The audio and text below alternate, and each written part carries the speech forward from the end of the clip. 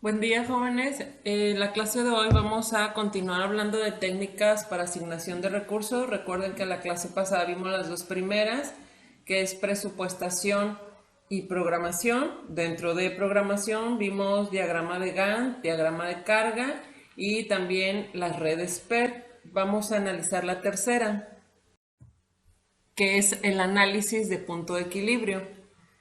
Esta es una técnica de asignación de recursos muy utilizada por los gerentes para determinar esa condición. Es un cálculo sencillo, pero de gran valor para los gerentes porque señala la relación que existe entre ingresos, costos y utilidades.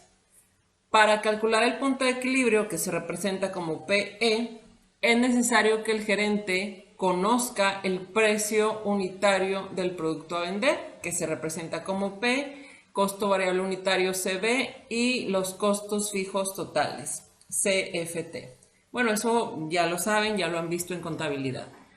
La organización alcanza su punto de equilibrio cuando sus ingresos totales son apenas suficientes para igualar sus costos totales. Pero el costo total consta de dos partes, que son los costos fijos y los costos totales. Bien, los costos fijos son gastos que no se modifican en función del volumen, como pueden ser las primas de seguros, la renta, los impuestos prediales. Y en contraste, los costos variables, como su nombre nos dice, pues varían, ¿verdad? Cambian en proporción con la producción y son, por ejemplo, los que corresponden a materia prima, a los salarios, al costo de electricidad. El concepto de costo total en este marco refiere a la totalidad de los costos de una empresa. Se trata de la suma de los costos variables, que son los que se modifican cuando cambia el volumen de producción, que los acabamos de ver, y los costos fijos, que son los que se mantienen estables más allá del nivel de producción. El punto de equilibrio puede ser calculado ya sea gráficamente o mediante la fórmula siguiente, que es esta. El punto de equilibrio es igual a costo fijo total entre, recuerden que la P es el precio unitario del producto que se va a vender, menos el costo variable que es CB.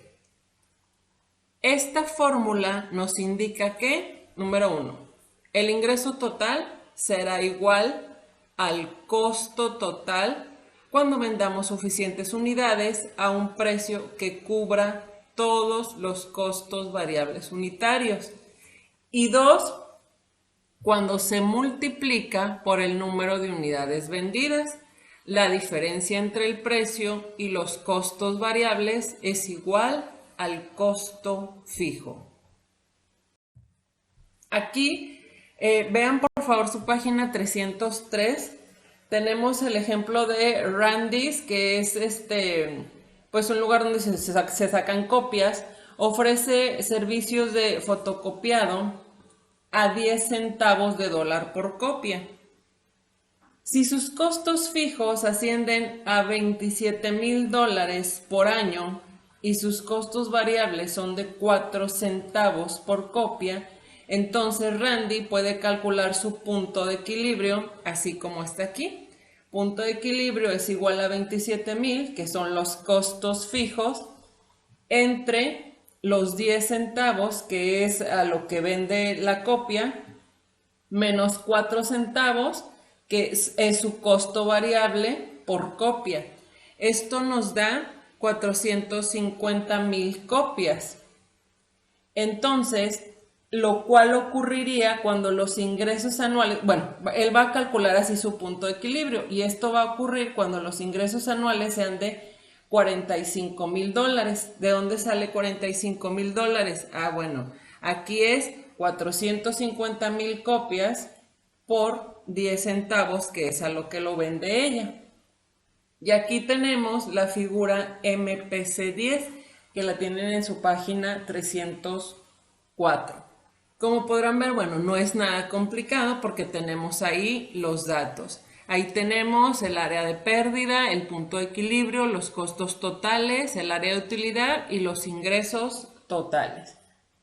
Como herramienta de planeación, pues el análisis de punto de equilibrio puede ayudar a que Randy establezca su objetivo de ventas. Por ejemplo, podría determinar su objetivo de utilidades y luego calcular el nivel de ventas necesario para alcanzarlo. Además, esta herramienta le indica a Randy qué tanto tendría que incrementar su volumen de producción para llegar al punto de equilibrio en caso de estar operando con una pérdida, o cuánto volumen podría permitirse perder sin alterar ese punto de equilibrio. La última técnica se llama programación lineal, que es una técnica matemática que sirve para resolver problemas de asignación de recursos. En realidad, la programación lineal es aplicable a cualquier problema de asignación de recursos, porque para utilizarla solo es preciso que los recursos sean limitados, que el objetivo sea optimizar la producción, que los recursos puedan combinarse de formas alternativas para producir varias mezclas de producción y que exista una relación lineal entre variables, es decir, que el cambio en una variable produzca una modificación exactamente proporcional en otra. ¿Qué tipos de problemas puede resolver la programación lineal? Algunas de sus aplicaciones incluyen la selección de rutas de transportación que minimicen los costos de envío o la asignación de un presupuesto limitado de publicidad entre productos de varias marcas, o hacer una asignación óptima de personal entre varios proyectos y determinar qué tantas unidades de un producto se debe fabricar con un número limitado de recursos. En el caso de problemas más complejos, los gerentes pueden aplicar la programación lineal apoyándose en programas de software diseñados de forma específica para desarrollar soluciones óptimas. Para que puedan entender mejor esto de la programación lineal, ahí tenemos el ejemplo entre la página 304 y 305 de María, que ella es una persona que se dedica a, pues, a hacer velas, a vender productos, y entonces tiene productos como son bolsas de popurrí o velas. Ahí lo pueden ver, está muy sencillo. Tiene la figura MPC-11, la MPC-12, para poder entender mejor esto de la programación lineal. Pero bueno, les repito como dice este último párrafo, cuando ya son casos muy complejos, pues obviamente existen software. Si no es complejo, la realidad es que lo pueden entender muy bien en el caso de María. Ahora vamos a hablar de las técnicas contemporáneas de planeación y control. Al planear, los gerentes de hoy enfrentan los desafíos de un entorno dinámico y complejo. Eso siempre lo hemos visto. No, ninguna empresa puede decir que opera en un entorno que esté muy estable, o muy pocas pueden darse ese lujo de decirlo. Dos técnicas de planeación adecuadas para ese tipo de condición son la primera, administración por proyectos, y la segunda, la planeación por escenarios. Ambas hacen hincapié en la flexibilidad, que obviamente es un factor clave para lograr que la planeación sea más efectiva y eficaz. Vamos a empezar con la primera, que es administración por proyectos. Primero, un proyecto es un conjunto de actividades que se lleva a cabo una sola vez y consta de un punto de inicio y un punto de finalización bien definido. Eso es un proyecto, sabemos cuándo empieza y cuándo termina. La administración por proyectos es la disciplina que busca que las actividades de un proyecto sean realizadas a tiempo, dentro del presupuesto asignado y de acuerdo con las especificaciones estipuladas. Por eso es administración, administra lo que se va a hacer en dicho proyecto. Cuando las organizaciones se ven obligadas a poner en acción proyectos singulares con fechas límite específicas, caracterizados por tareas complejas e interrelacionadas que demandan habilidades especializadas y cuya naturaleza es temporal, muchas veces se enfrentan dificultades debido a que sus procedimientos estandarizados de planeación simplemente no se adaptan a ellos. En estos casos, los gerentes utilizan técnicas de administración por proyectos que les permiten cumplir eficiente y eficazmente los objetivos de su proyecto. Tenemos el proceso de dicha administración por proyectos. En un proyecto típico, el trabajo es ejecutado por un equipo de proyectos cuyos miembros provienen de distintas áreas laborales. También lo hemos visto muchísimas veces. Y una vez conjuntados, reportan al gerente responsable del proyecto. Este gerente de proyecto coordina las actividades del mismo con otros departamentos. Cuando el equipo cumple sus metas, simplemente se desintegra y sus miembros se ocupan de otros proyectos o regresan a sus áreas permanentes de trabajo. Si recuerdan, también lo hemos visto bastante esto. Aquí las características esenciales del proceso de planeación de proyectos se presentan en la figura MPC13, que la tienen en la página 306.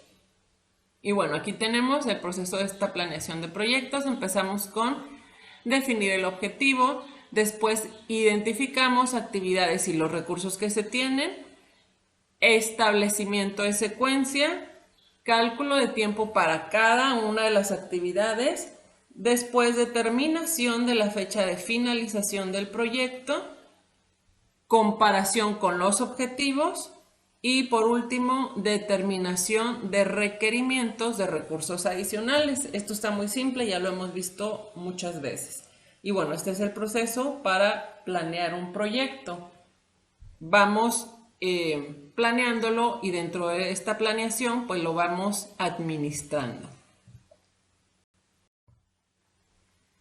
En cuanto al papel del gerente de proyecto, a pesar de que hoy en día disponemos de sofisticados paquetes de software de programación y otras herramientas de administración por proyectos, tanto online como integrados a nuestras computadoras, pues el papel que juega el gerente de proyectos sigue siendo muy complejo porque le corresponde manejar personal que por lo general todavía está asignado a sus áreas de trabajo permanente. Y la única influencia real que tienen los gerentes de proyecto radica en sus habilidades de comunicación y en su poder de convencimiento. Esto siempre ha sido también un problema, porque como ya lo vimos, no sé si se acuerdan, hace como 2 capítulos o 3, cuando vimos lo matricial. Aquí cada quien tiene un departamento, pero tú vas porque te solicitaron para hacer un proyecto, entonces tienes 2 jefes.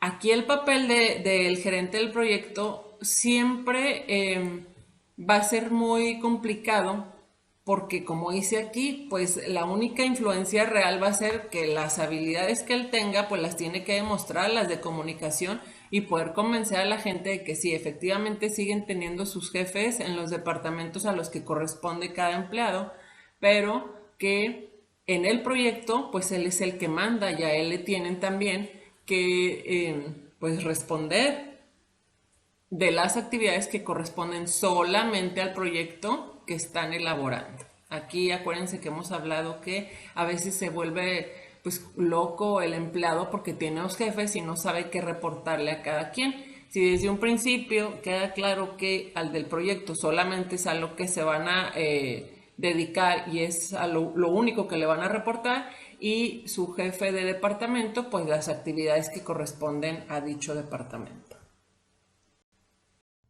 Bien. La segunda técnica contemporánea de planeación y control pues es la planeación por escenarios.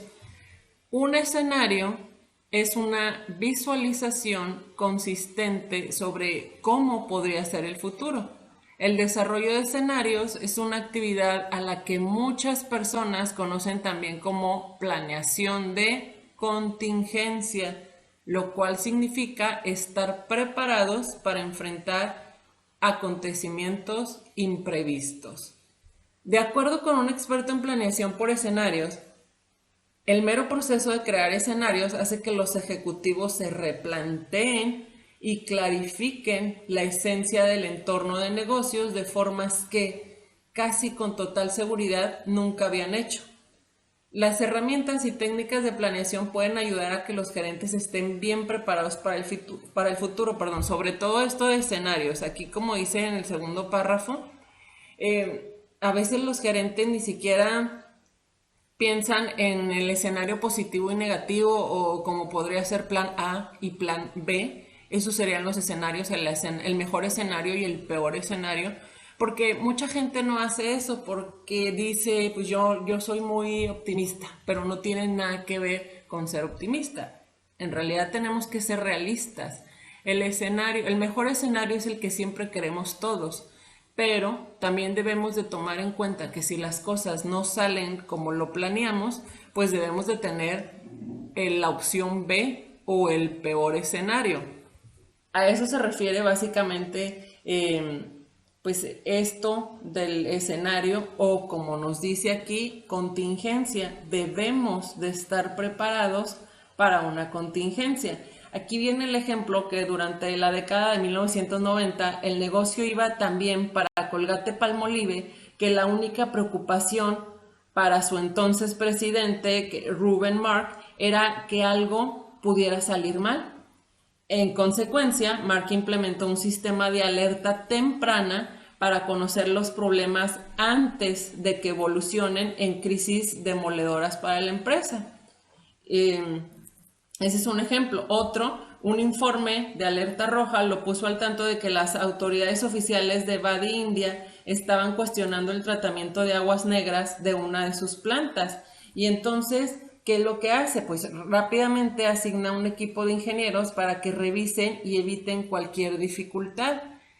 Son escenarios, ¿sí? Espero que quede claro esto, y sobre todo en esta época en la que, pues, obviamente nadie estaba preparado para lo que estamos viviendo, pero las empresas, bueno, tienen que aprender, y no nada más las empresas, todos, siempre debemos de estar preparados por si algo sale mal, tener el plan B.